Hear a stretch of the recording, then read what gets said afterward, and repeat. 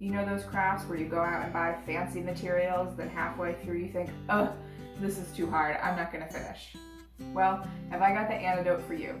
Origami stars are great for beginner crafters and require very few materials. Let's check it out. Hi there, I'm Michelle with the Goffstown Public Library, where I'm an adult services librarian. My job is to bring the information you want or need to you when you want or need it.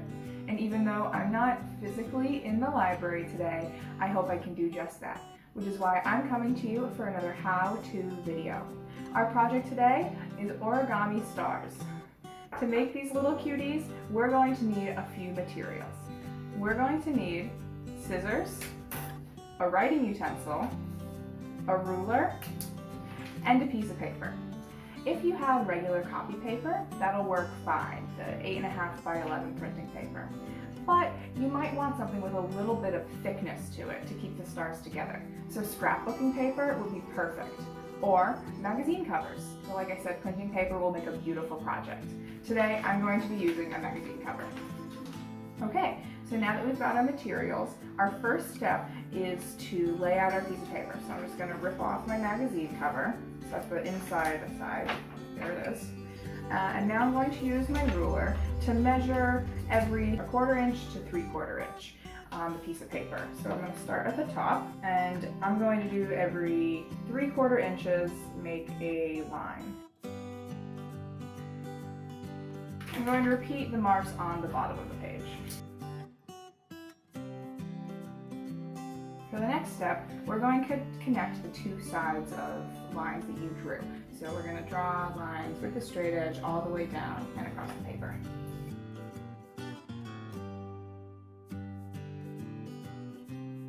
Now we're going to cut along the lines that you just drew.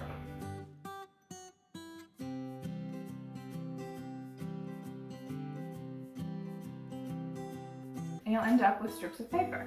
Great, so you're going to select one piece of paper. Once you've selected a strip, decide which side of the strip will be the outside of the star.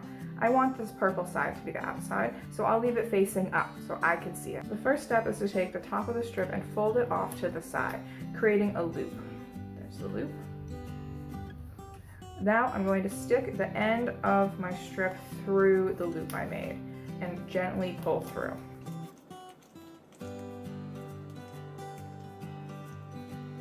Now I'm going to stick this little bit inside, fold it in, lining it up with the sides of the shape and crease. Now I'm going to fold the long tail over the pentagon and repeating until there's no more tail to fold. I'll trim off any extra if necessary.